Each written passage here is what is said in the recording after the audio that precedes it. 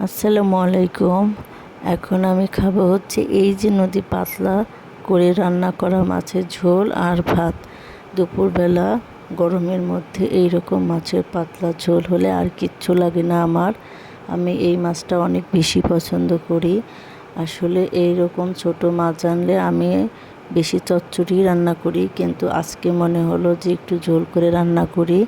তো রান্না করবার পর একটু লেবু চটকিয়ে ভাতটা যখনই মুখে নিলাম, তখনই আমি বুঝতে পারলাম আসলে এটার টেস্ট কেমন হয়। এত বেশি মজা হয়, চচ্চড়ির থেকে দ্বিগুণ বেশি মজা হয়েছে।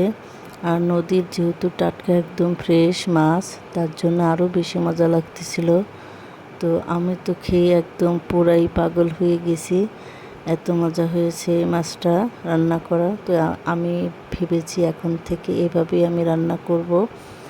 ছোট মাছটা আসলে চচ্চড়ি পরে রান্না করব, কিন্তু যেদিন আনবে সেদিন আমি এভাবেই ঝোল রান্না করব।